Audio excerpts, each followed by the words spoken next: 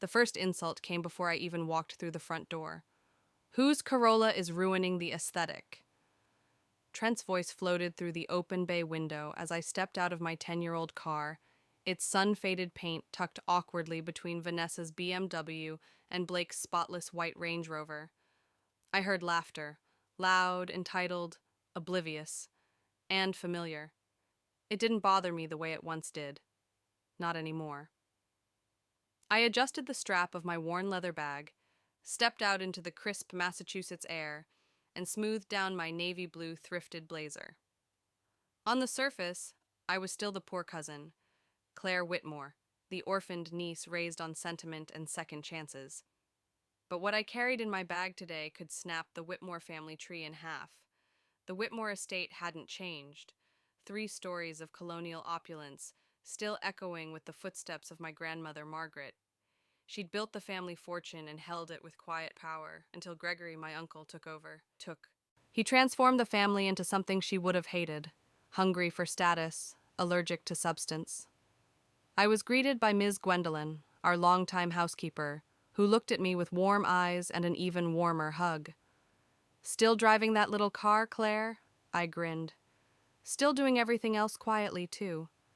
She ushered me into the marble foyer and whispered, Mr. Gregory's been rearranging the agenda since early morning. He's got something planned. Of course he does. The annual Whitmore Family Conference used to be about legacy and stewardship. Now, it was about assets and appearances. Every year, Gregory flaunted a new chart. Vanessa bragged about her gallery acquisitions. Trent shoved his latest job title in everyone's face like a luxury watch. Every year, I said nothing, smiled politely, let them talk. This year, I came prepared. I slipped upstairs to my old room, untouched since college. Pale walls, white trim, and the same dusty window seat overlooking the rose garden where Margaret used to read stock tickers to me from the Sunday paper. The smell of lavender and old books filled the air. Sophie knocked 20 minutes later, the only cousin who'd ever truly seen me. Hey, she said, leaning on the doorframe. She wore a soft beige turtleneck and jeans worth more than my monthly rent, but her tone was honest, unguarded. You heard yet? Heard what? Gregory's proposing to sell the mansion. He's lining up votes. My heart stopped. This place? She nodded grimly. To developers, high-rise condos, he says it's underutilized capital. I stared at the room, suddenly breathless.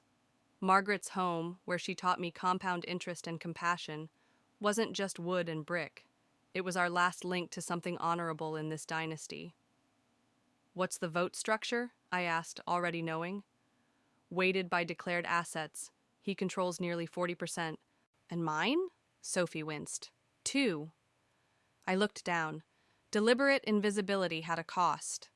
Claire, she said gently, whatever you're thinking of doing, just be careful. Dinner was a glossy affair, dripping in status.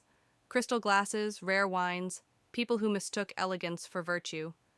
Gregory, of course, presided at the head of the table, where Margaret once sat, quieter but more commanding. He raised a glass of scotch older than me and began recounting the firm's latest win, a $90 million luxury development with zero regulatory resistance. It helps to know the right people, he added with a smirk. Oh, said Aunt Linda, turning to me. Claire, do you still work in, what was it again? Consulting?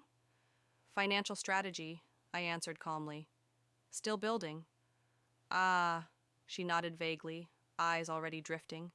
Trent leaned over. Still living in that downtown shoebox? Still owning mine outright, I replied with a smile. He laughed. You're adorable. Gregory chuckled politely, then dropped the hammer. Speaking of assets, this year, I'm recommending we sell the family estate. The offer from Westbrook Group is significant, and this house has become more nostalgic than strategic. The silence in the room was immediate. Only the clink of Vanessa's wineglass broke it. Let's be honest, she said sweetly. Claire's the only one still emotionally attached. I stared at her. This house is part of who we are. Gregory raised an eyebrow. And who we're becoming requires capital. It's time we evolve. I held my tongue. Not yet. Later, Sophie found me in the rose garden. You okay? I nodded. They're going to bulldoze everything Margaret stood for. They don't know what you've built, do they? No, I said softly, but tomorrow they will. The next morning, I arrived in the drawing room just as Gregory was prepping the projector. The mansion had been staged with concept renderings, sleek towers where history once breathed. Ah, Claire, Gregory said, voice smooth. Good of you to join. We're beginning with the family image presentation. I took my seat beside Sophie, clutching my portfolio. Gregory clicked through slides of the Whitmore Holdings expansion. Luxury high-rises, private marina clubs, boutique resorts. Then he turned to the next item. Our family estate, 5 acres, prime location, dated architecture, current offer, $48 million. We vote Monday. Before you bulldoze heritage, I interjected, perhaps we should consider Grandma Margaret's wishes? Gregory smiled thinly. The market's changed. Her vision was noble, but not sustainable. Vanessa raised a manicured hand. We could build a rooftop garden in her honor? Sophie squeezed my knee under the table. Oh, and one more thing, Gregory added casually. We're looking into who owns Summit Holdings, the firm that bought your apartment complex, Vanessa. Rumor is, they may be vulnerable to pressure. My heartbeat thundered. What kind of pressure?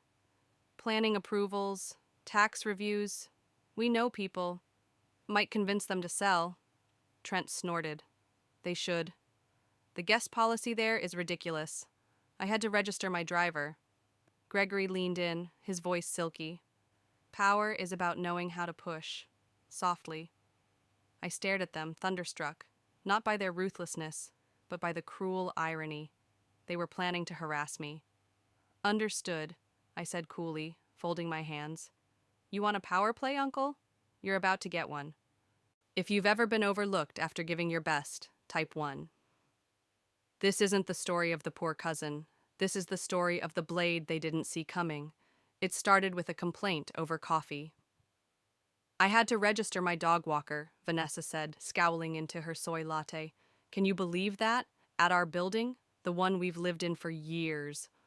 Trent leaned back in his leather chair, swirling his espresso like it was wine. They're trying to gentrify something that's already premium. Ridiculous. Exactly, Vanessa continued, setting down her cup with a thud. This new management company, Horizon Holdings or whatever, started enforcing a guest registration policy. It's humiliating.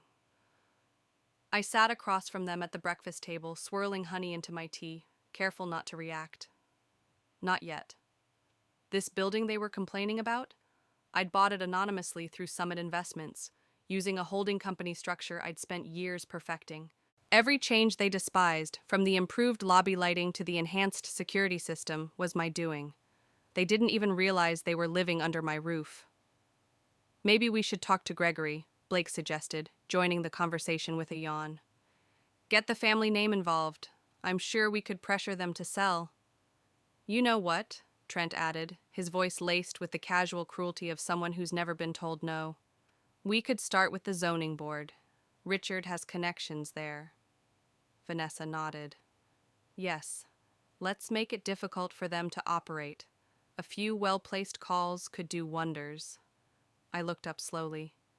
You want to harass the property owner? They blinked at me, as if surprised I'd spoken. Not harass, Blake said, waving his hand. Leverage. There's a difference. And if the owner isn't doing anything illegal? Trent snorted. Then we make their life just inconvenient enough. They'll come to us. Vanessa smirked. Business is business, Claire. You wouldn't understand, I smiled faintly. Maybe more than you think. Back in my room, I shut the door and locked it. My hands trembled, not from fear, but from fury. They weren't just mocking me now. They were threatening me, without knowing it. I dialed Mr. Callahan, my longtime attorney and my grandmother's former advisor. They're planning to pressure Summit Investments to sell, I said, pacing in front of the window. Zoning board, city council, even legal threats. His calm voice steadied me. They don't know it's you? Not yet. Your ownership is protected. Layered LLCs, out-of-state filings, privacy trusts. They won't trace it without a court order. I'm not worried about legality, I said. I'm tired of hiding. He paused. Then maybe it's time to prepare for your full reveal. Can you overnight the full documentation? I asked. Property deeds, portfolio statements, everything. Already in motion, he said. Should arrive by morning. I exhaled. Thank you. And Claire? Yeah? Your grandmother would be proud. They're playing chess with plastic pieces. You're bringing a real blade to the board. That afternoon, Gregory called a surprise strategy session in the drawing room. I arrived to find a new architectural rendering on display. Modern towers, rooftop gardens, sleek glass facades where Margaret's garden used to bloom. The Westbrook Group is offering a revised bid, Gregory said. 51 million. Time sensitive. The cousins murmured their approval. Wait, I said, standing. Have we considered alternatives? A family foundation? Preserving the house? Gregory smiled condescendingly. You mentioned that yesterday. But let's be practical. Sophie raised her hand. It's not just sentiment. This house is our story. What does selling say about our values? Trent groaned. It says we know how to make a profit. Exactly, said Vanessa. Claire, I get that you lived here for a bit, but don't you think it's time to let go of the past? I'm not sure you understand what this house actually meant, I said, trying to keep my voice even. To Grandma. To me. To anyone who valued more than their next bonus. Gregory folded his arms. And what exactly have you contributed, Claire? I met his gaze. More than you know. That night, I spread out every document Callahan had sent across my bed. Ownership deeds for 15 properties. Corporate filings, valuation summaries. One particularly satisfying page, a breakdown of rental income from Whitmore Place, the luxury apartment complex Vanessa, Trent, and Blake called home. I traced the signature line, mine. The rent they paid went straight into my account. The management changes they resented were my strategic upgrades. I wasn't just someone with a seat at the table. I owned the table leg they all leaned on. I pulled out a fresh leather portfolio and carefully organized everything for morning. Then I took out the trust deed, Margaret's Legacy Foundation, newly established. Its first directive? Preserve the Whitmore estate as a center for financial literacy and affordable housing initiatives. My phone buzzed. A message from Sophie. Meeting moved to 8 a.m. Gregory's trying to rush the vote. I texted back. Let him try. At 7:59 a.m., I walked into the library in a charcoal blazer, my mother's pearl earrings glinting under the chandelier. The room fell quiet. Gregory cleared his throat. We'll begin with a quick recap. Then we vote. I raised my hand. He sighed. Yes, Claire? I'd like to present a proposal before the vote. Gregory checked his Rolex. Briefly. I stepped forward, placing my leather portfolio on the table with deliberate precision. I opened to the valuation summary and handed it to Gregory's assistant. Please project this. On the screen, Claire Whitmore, total assets, $73.2 million, 15 properties, 3 commercial buildings, owner of Summit Investments, Horizon Holdings, and Whitmore Place. Gasps. A mug shattered somewhere behind me. That's impossible, Blake whispered. I bought Whitmore Place last year, I said calmly. Every complaint you've had for months, you've been yelling at me through the walls.